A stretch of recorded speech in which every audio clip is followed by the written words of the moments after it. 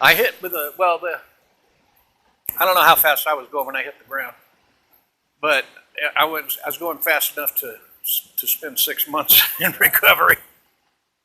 So I want to change up our schedule just a wee bit. I want to finish chapter, what are we on, 19? I want to finish chapter 19 today. We can do it. And then that'll leave Friday for just for questions and answers. And then I'll let y'all take home exam 3 that was scheduled for Monday. I'll let you take it home today and turn it in on Friday. And it's, honestly, it's a pretty easy exam. You should be able to do it in 40, 45 minutes in class. So, but I want to get this out of the way and we can move on. So, and I really actually kind of like the idea of being a little bit ahead of the schedule. It is so much better than being behind. We were last time, we looked at series and parallel resistors and how they combine. And we were just getting to Kirchhoff's rules. We talked about Kirchhoff's rules of how voltages and currents add. Around any closed loop, all of the voltage drops must sum to 0. Remember that? Who can tell me who can articulate, without reading it out of the book, who can articulate Kirchhoff's current law?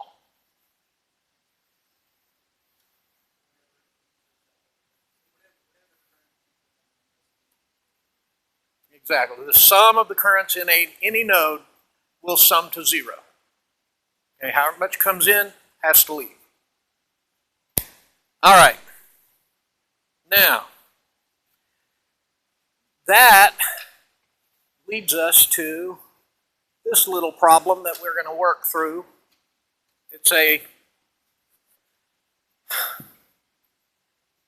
This is a complex circuit. It's a dual supply circuit. Stats guy.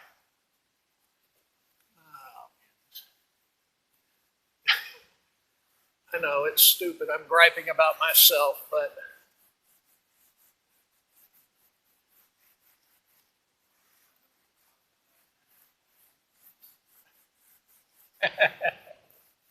yeah, all right.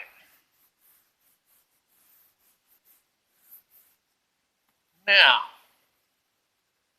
what we have here is a rather complex little circuit in 3 loops. We got a battery. Then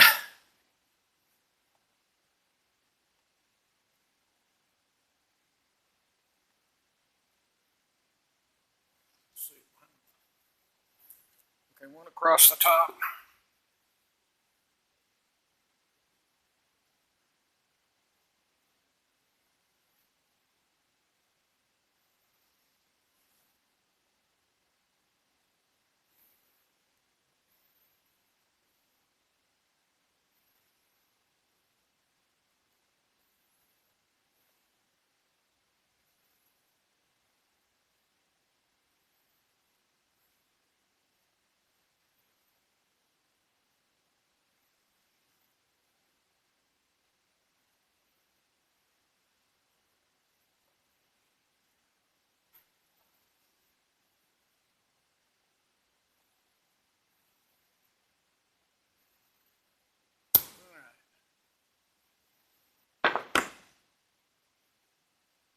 Here we go. This is 45 volts.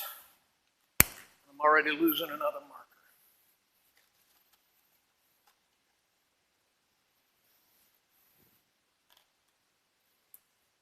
Can everybody see that?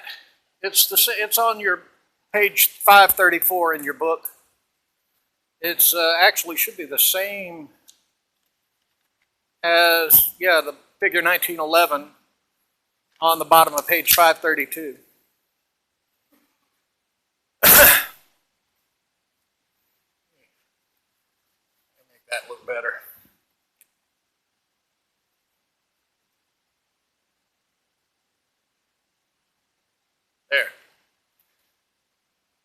80 volts, 45 volts.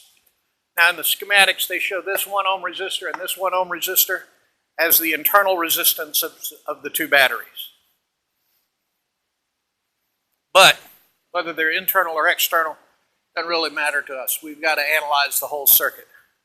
Figure out how much current is flowing where. So,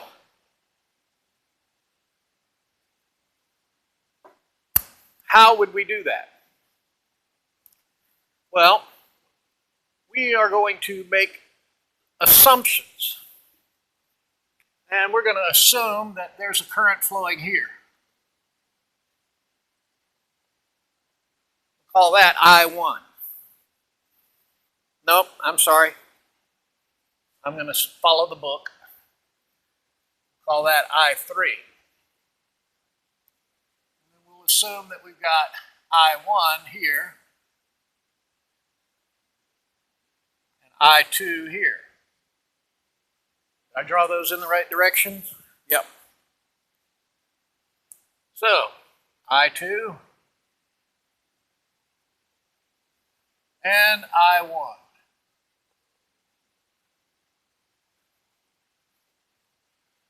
From Kirchhoff's current law, we show I3 coming into this node, leaving as I2 and I1. So we've got plus I3 minus I1 minus I2 must equal 0. Or rewriting that, I1 plus I2 equals I3. So you just add I1 and I2 to both sides. Well, that's one equation that must be true. We could also write the same equation here. We've got at this node, we've got I1 coming in and I2 coming in, so we plus I1 plus I2 minus I3 must equal 0. That leaves us I1 plus I2 equals I3. Okay. Same equation. We've got three equations. We've got three unknowns and only one equation. So let's write a new equation using this time Kirchhoff's voltage law. His law says that around any closed path, the voltage must sum to 0. So let's take this loop. Now, I'm going to start here, right here. And as we cross this battery, what happens to the potential? The potential goes up 45 volts. So I'm going to write plus 45 volts. Now you'll notice we've assumed positive current flow, right? So we're pushing a positive charge along this path.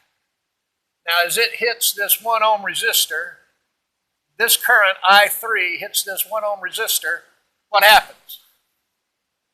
Potential goes down. So we lose minus I3 times 1 ohm.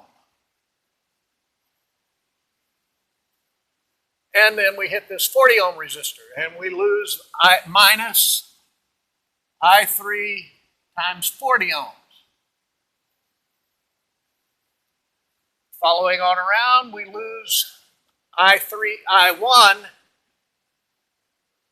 times 30 ohms.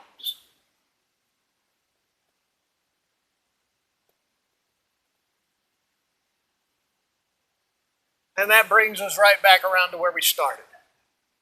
So, writing this and simplifying it, we've got I3 here, becomes I3 times 41 ohms.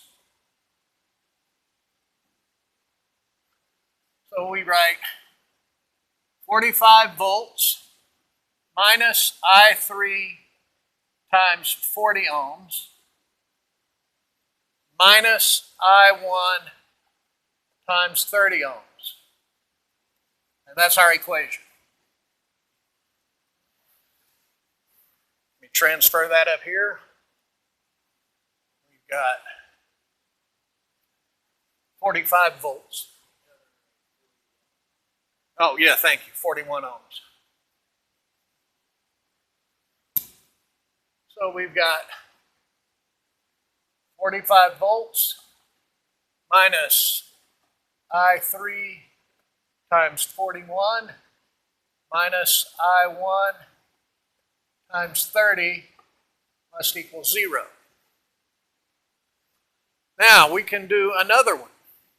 And in order to match the book, I'm going to do it around the outer loop just like they do, going here. But we could do the bottom loop independently, and we should get the same result. So here we're going to start from our same starting point, and we're going to go all the way around the loop. But now look what's happening. We've got I2 flowing in the opposite direction than we assumed. What does that tell you? Because we've got our current flowing in the opposite direction, that means this voltage is not going to decrease, it's going to increase. We're going to go up in potential because we're going against our assumed current. So we're going to start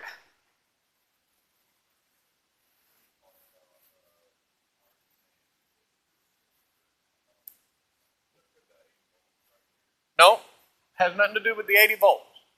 We started by making some assumptions about how the current was going to flow. Just a complete wild guess. We have no idea which direction the currents are actually going to go. We just made an educated guess. We look at this and then we figure, okay, that's a voltage. It's going to push from positive around to negative, and this current's going to go this way. So we don't know.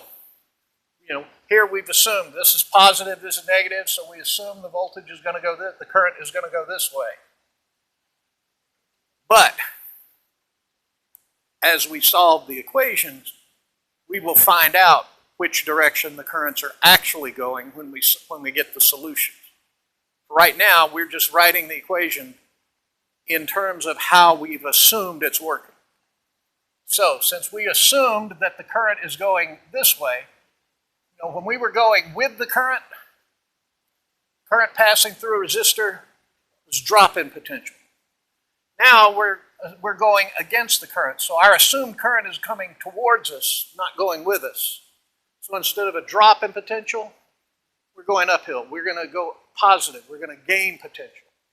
So the first thing we're going to write here is plus I2 times, what's that resistance, 20 ohms? And plus I2 times 1 ohm.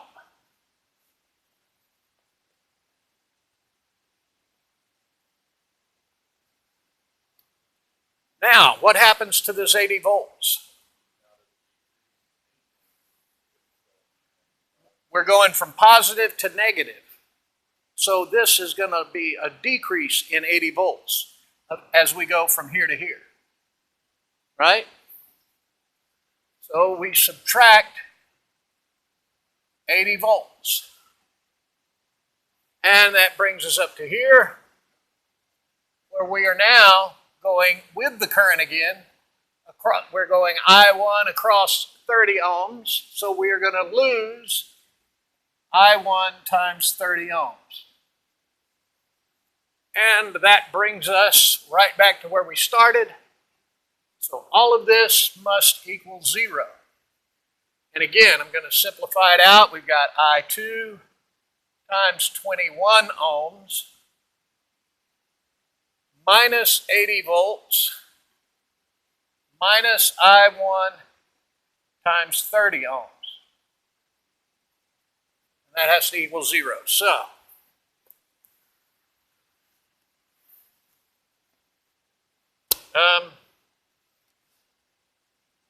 minus 80 volts minus I1 times 30 plus I2 times 21.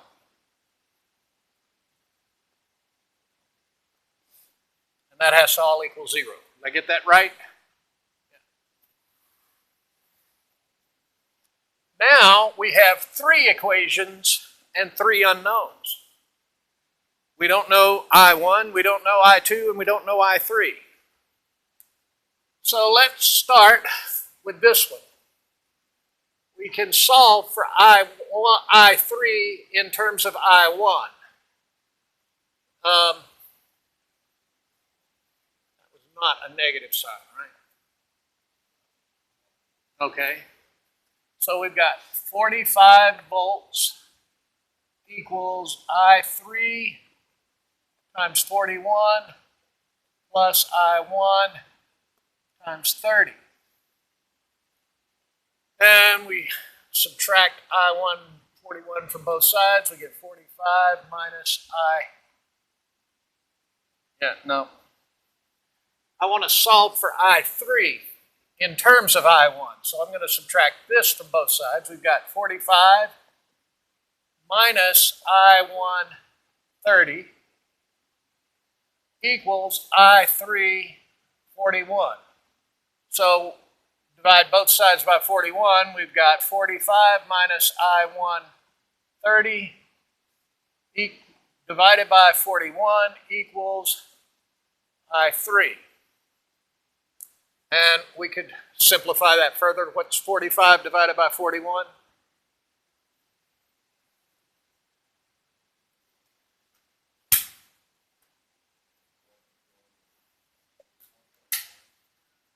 (1.1) minus I1 times, what's 30 divided by 41?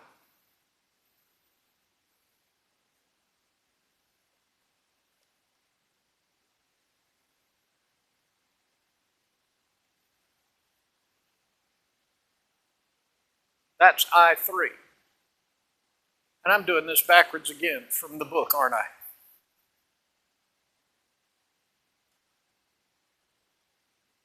Yeah, they solve for I2 and I3 in terms of, all right, well, we'll just do it that way then. Let's solve for I3. We've got 45. I'm going to drop the volts and ohms so we can see the algebra more clearly. We did, but I solved for the, I want to match what the book did, so. Yeah.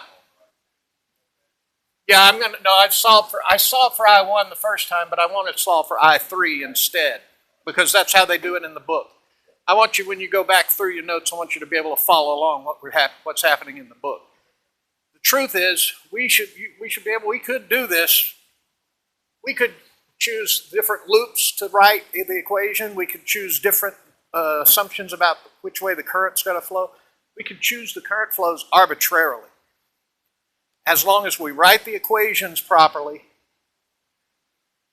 and do the algebra properly, we should get the same result. But I want to match what they do in the book. So we subtract I1 times 30 equals I3 times 41. Am I doing it again backwards? But they solve for I2 and I3, right?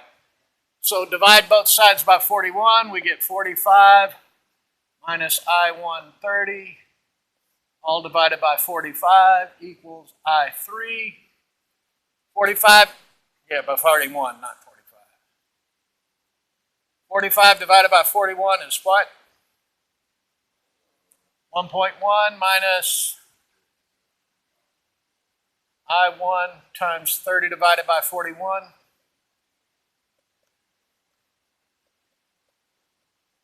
That's I3. All right. Let's solve this second equation for I2.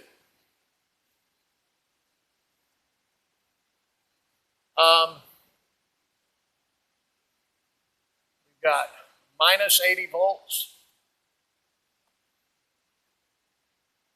minus I1 30 equals minus I2 times 21.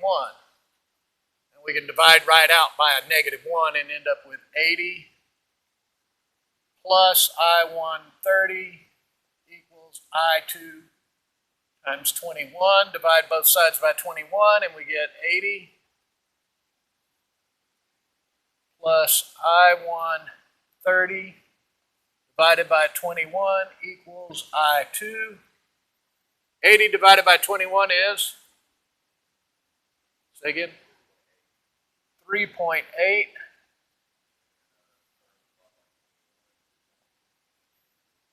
$1.4. Say again. And that's equal to I2. All right. Get rid of all this algebra.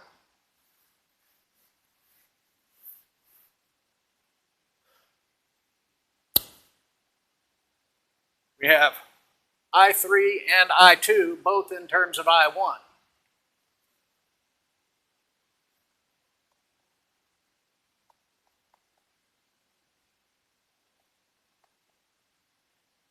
So, I1 plus what's I2?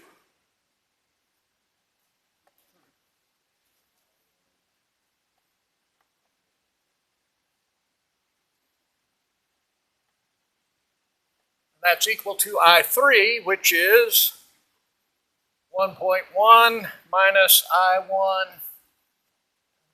0.73.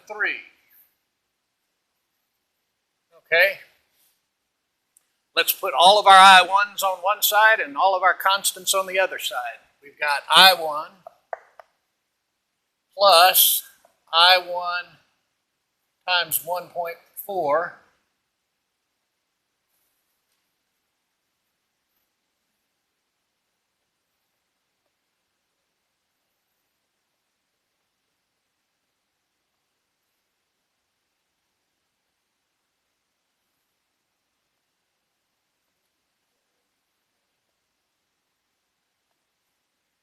Okay, what's 1.1 minus 3.8? Say again. Minus 2.7. Okay, pull out our I1. We get 1 plus 1.4 plus 0.73. What's that add to? I factored out an I1 from here. There are three terms. There's I1 times 0.73, I1 times 1.4, and I1 times 1. Okay, so we have I1 times 3.13 is equal to minus 2.7. So if we divide minus 2.7 by 3.13, what do we get? I1 is minus 0.86. Is that what they get in the book? They got minus 0.87. Yeah. Okay, rounding errors notwithstanding, we're good so far. We have I1.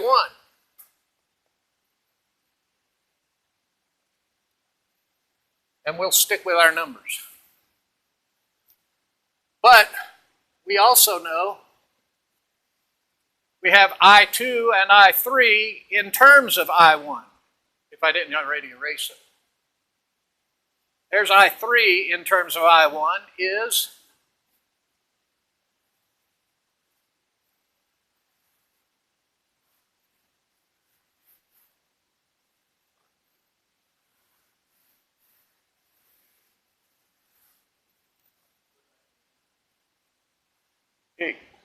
might be. Let's see. 1.1, this is I3, is equal to 1.1 minus I1, which is 0.86 times 0.73.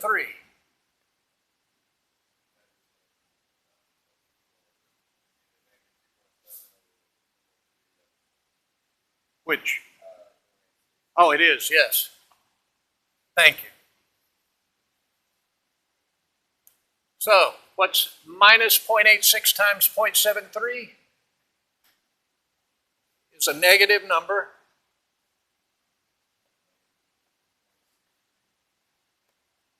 .63.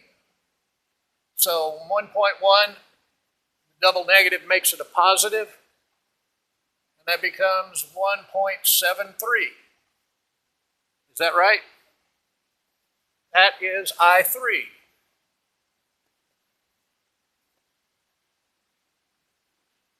Okay, well, we could do the same exercise to solve for I2, but we already know that I1 plus I2 equals I3, so minus 0.86 plus I2 equals 1.73. Subtract or add 0.86 to both sides, and I2 equals 2.6. Now, is that the same answers that the book got? 2.6, 1.7, and minus 0.87. Do y'all see how this works? The algebra, I'm assuming everybody can handle. The crucial aspect, the key thing is properly applying Kirchhoff's laws when you write your loops, when you write your equations. You can arbitrarily assign the currents whatever directions you want, as long as they will satisfy Kirchhoff's laws. That means you could not assume, okay, I3 is going this way, I2 is going this way, and I1 is going this way. Why? Because they're all leaving, and that would leave you with a negative current flowing out of that pool. All three currents you have to be able to add them together to zero.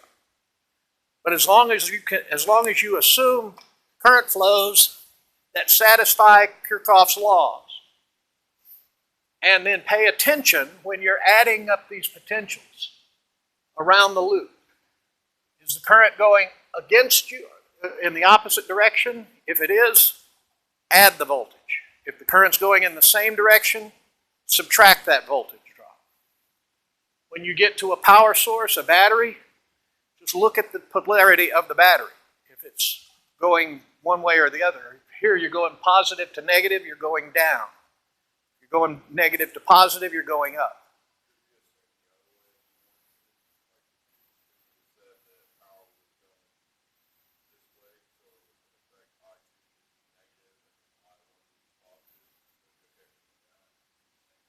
Yeah, in point of fact, this is where it was right here. I1. We find out that I1, in fact, is going this way, not the other. Because I1, when we solved it, we got it as a negative current. That means it's going opposite the direction we assumed. Okay? But the math will give you that information as long as you pay attention and be careful when you add up your voltages around each loop. Increase or decrease. If you're going with your assumed current, then that's a decrease in voltage when you cross a load. If you are going against your assumed current, that would be an increase in voltage when you cross a load, because you've assumed the voltage is being dropped in the other direction. Okay, and you look at your battery polarities to determine whether your voltage is going up or down. Once you get those equations written correctly, then the rest is just doing the algebra to solve for the unknowns. Any questions about how this works? Y'all figure y'all could do this? Because I'm pretty sure you got at least one homework problem that you're going to have to do this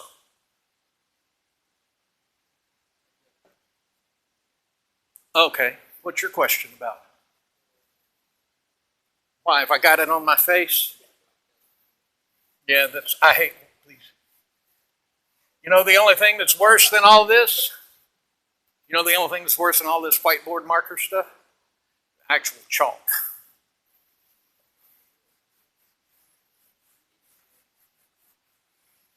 Yep. So, the fingernails on the board, well, now that'll get a classroom's attention real quick. So,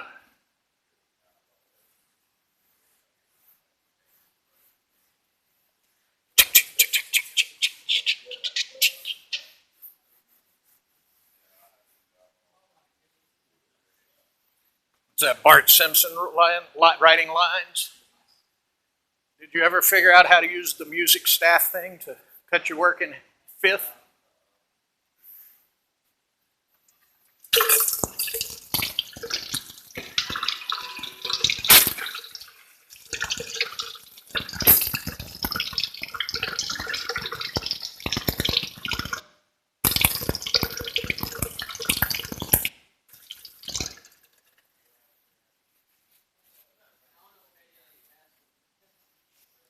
Hey, Devin, did I get it? All right. What?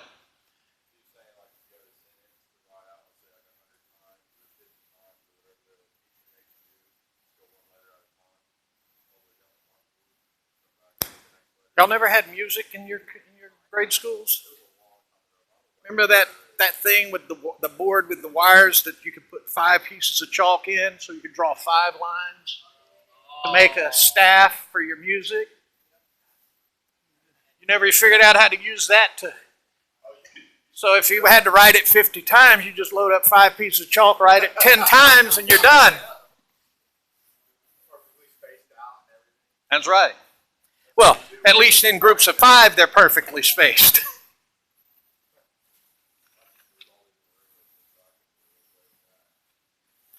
All right. Here we talk about chapter 19.4. They talk about EMFs in series and in parallel. Really, the only thing you need to know is if you connect 2 batteries.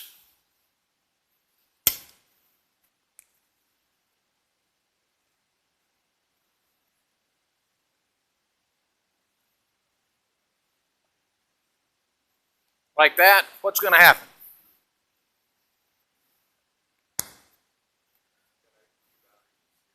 Yeah, just like this. No, in that, they're going to blow up. Because the current leaving this one is getting sucked into this one and pushed out, which is getting sucked in there, that's going to run away, and you're going to... There's a reason that we calculated the energy density of, I don't know if we've done that yet in this semester or not, but we will talk later on about the energy density of a charged capacitor. We did that. We talked about capacitances and how we calculated the energy density of that capacitor when it's charged up. This is how you release a lot of energy very quickly, which is, at the very least, is going to start something on fire. Very likely could blow up. No. We should not do this ever.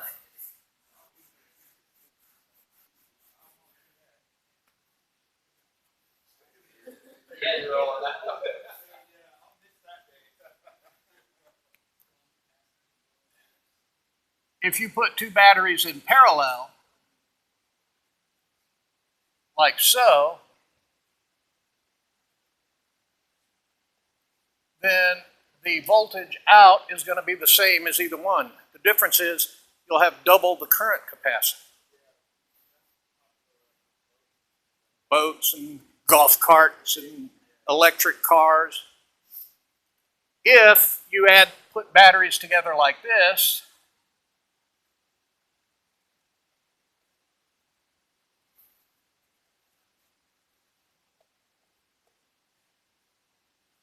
then the voltages add.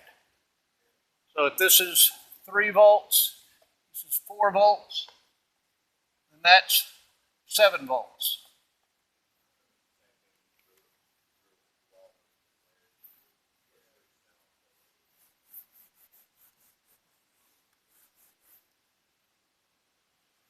Yeah. So, yeah, that's why when you connect your car battery with the jumper cables, you always want to make sure you connect red to red and black to black. No, when you touch them, the car battery will create sparks. It won't hurt you, but it will create sparks. But you keep them connected long enough, and you can melt that cable if you've got enough charge in the battery.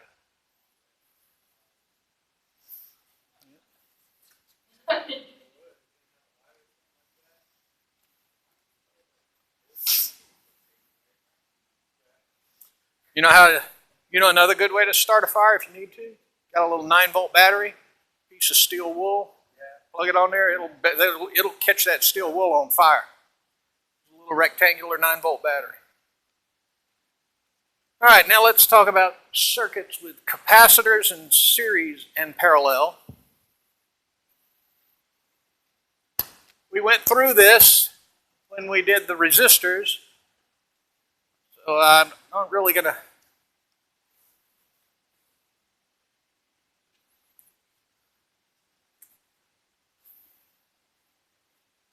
just going to show you what the book says.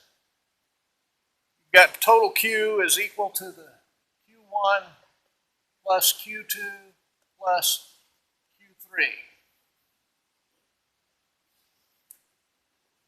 Where Q1 is the capacitance of 1 times the voltage of 1 plus the capacitance of 2 times the voltage across 2 plus the capacitance of 3 times the voltage across 3. Now we're talking about capacitors in parallel.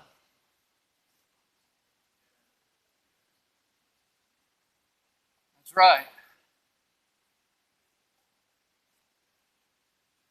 Then V1, V2, and V3 are all the same.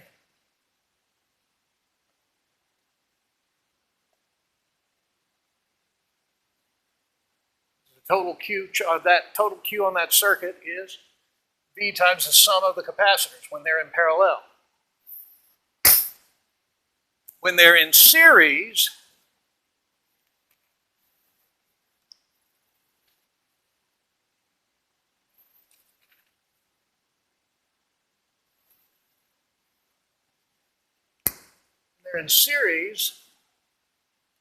the voltage is equal to V1 plus V2 plus V3. Well, what is V1?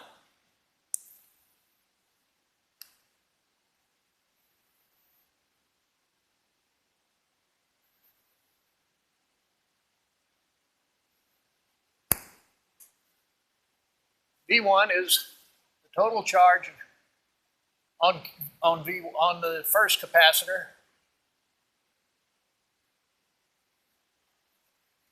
divided by its capacitance.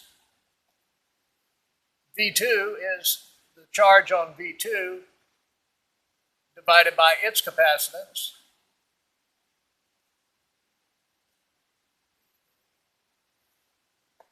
That's equal to the total charge divided by the net total capacitance.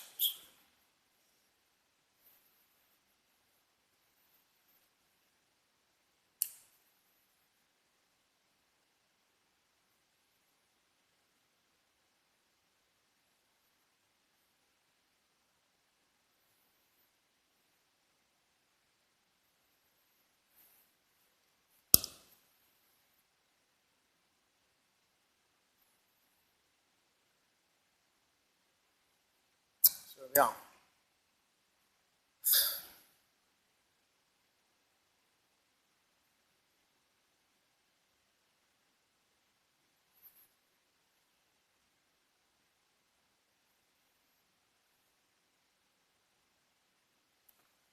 Here's where we gotta get a little tricky. How much charge is on each capacitor? Remember, they're in series.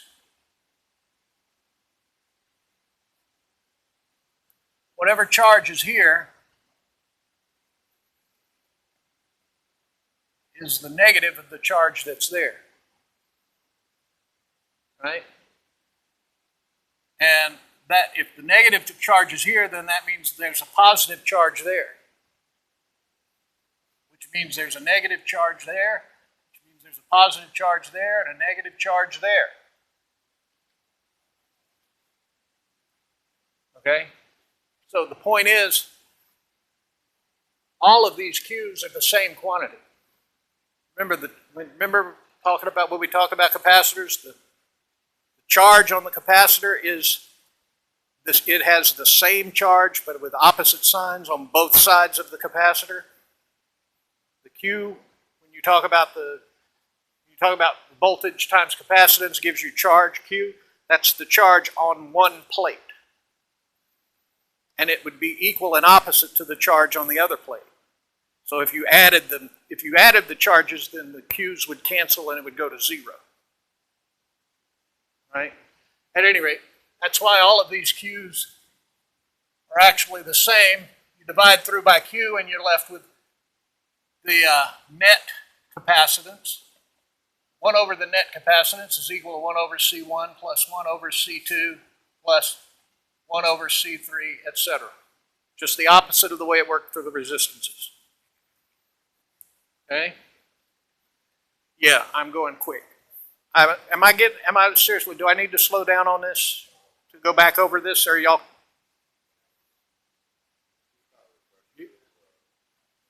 No, yeah, I just want to make sure I'm not losing. I don't want to leave people behind just for the sake of, of a schedule. Okay.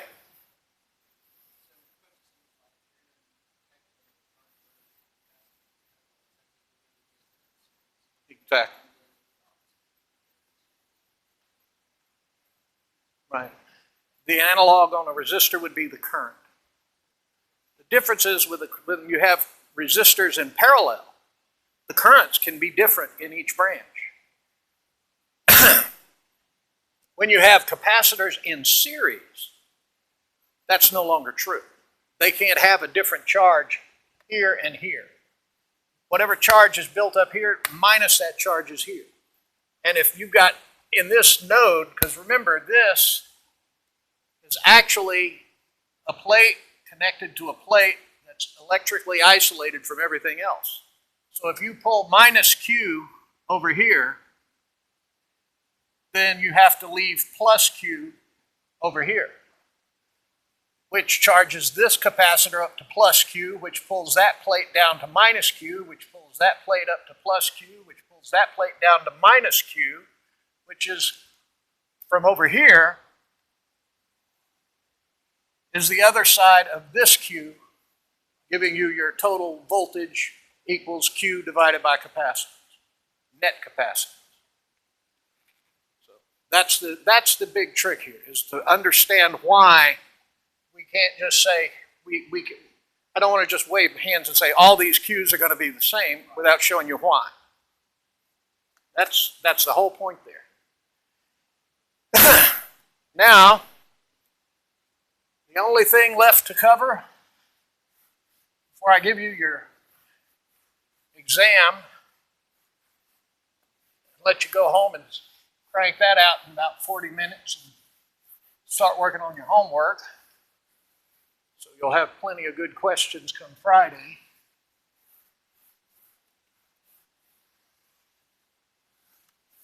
What happens when you put a resistor and a capacitor in series?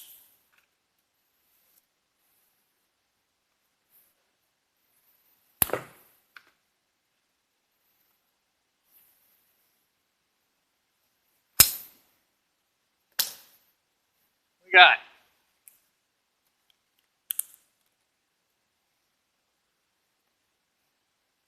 voltage. There's our switch. There's the capacitor. resistor.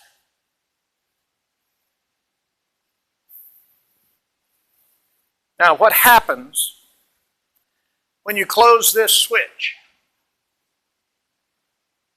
Current starts to flow, the capacitor starts to charge up. As the capacitor charges, the voltage across that capacitor starts to increase.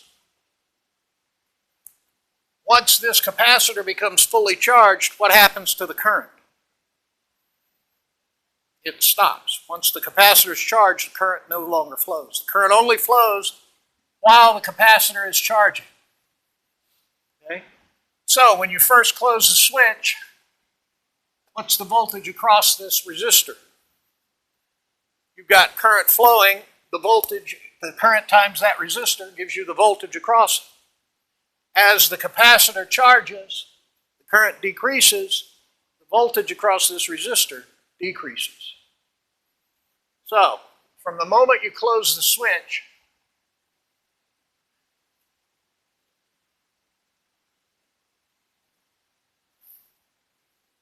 the voltage across that capacitor starts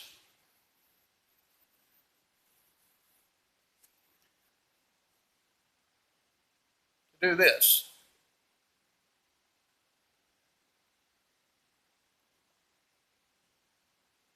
Where that's the total voltage applied. The voltage across your resistor does this.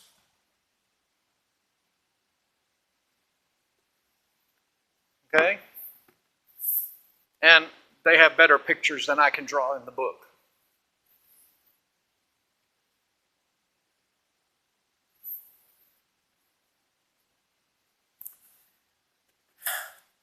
Here is the equation. How many of you know what E is? E. No. The number E. Yeah, it's approximately 2.718. It's an irrational number like pi. It doesn't have an end. It keeps going forever. There are no two integers that you can divide that'll give you exactly that value. It's the base of the natural logarithm. Okay? That's where that number comes from. The voltage across this capacitor, this voltage here, voltage across the capacitor, I'm going to call that V naught, is equal to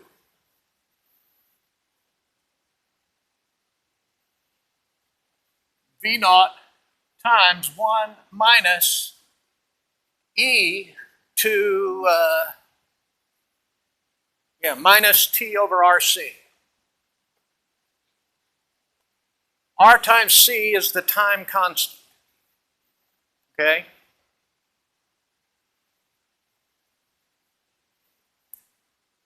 So, and let's see, I'll go ahead and, the voltage across the resistor is simply equal to V naught times E minus T over RC. Okay, so it's 1 minus that. Here it's just this part. So it's like it's a fraction. Let's see if I can make this plain. The point is that at any point in time, this value plus this value will sum to V0. Okay? Whatever voltage is across the capacitor is no longer across the resistor. So that the two will always will equal the voltage applied to the whole circuit. Let's look at how this equation works. When T is equal to RC, at the moment when you first turn on the switch, T is equal to 0. What happens down here when T is equal to RC seconds, in terms of seconds?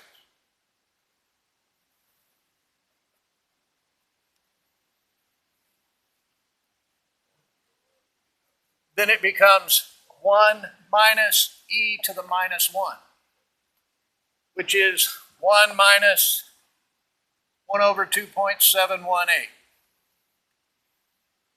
Okay?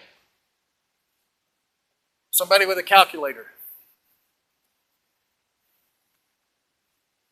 What's 1 over 2.718?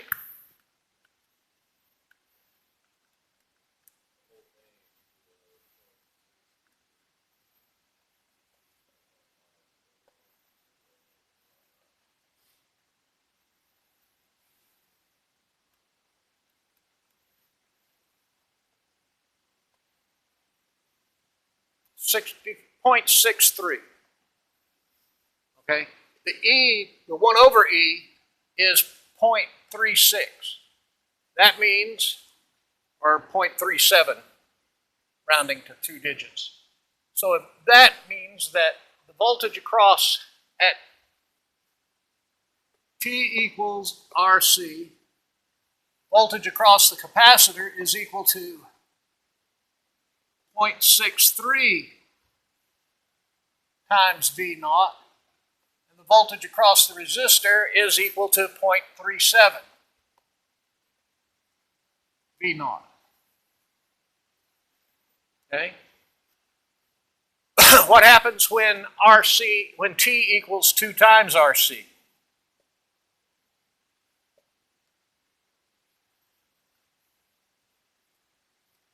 Then it becomes 1 minus e to the minus 2, or 1 minus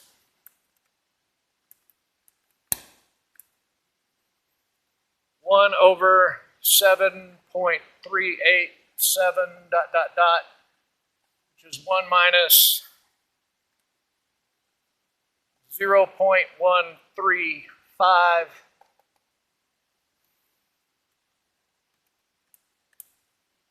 or 0.86. Okay. So at T equals 2 RC, this is at 1 time constant. At T equals 2 RC, voltage across the capacitor is 0.86 times V naught, and the 135 would be 0.14. Voltage across the resistor is 0.14 V naught. Stated differently, at 1 time constant, 63% of the voltage applied is across the capacitor, 37% is across the resistor. 2 time constants, 86% of the voltage applied is across the capacitor, 14% of the voltage applied is across the resistor. We can do this for 3, 4, and 5, and what you would find out is that in 5 time constants, pretty much, I think it's what, 95 or 99%, something like that. You're going to get about 5 time constants that the charge is going to, the voltage is going to go up and go down. That's when it's charging. It works just the opposite when it's discharging.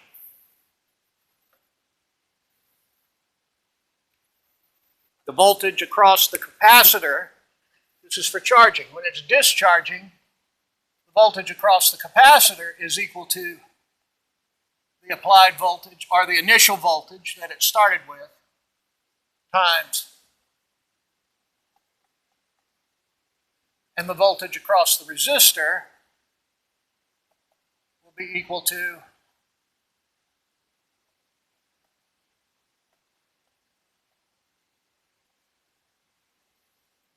the balance.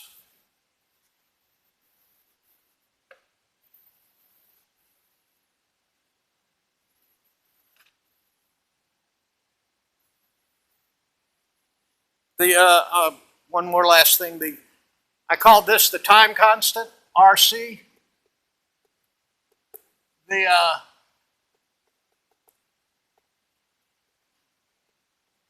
book, they use the symbol, the little Greek symbol, Greek letter tau, to indicate that time constant.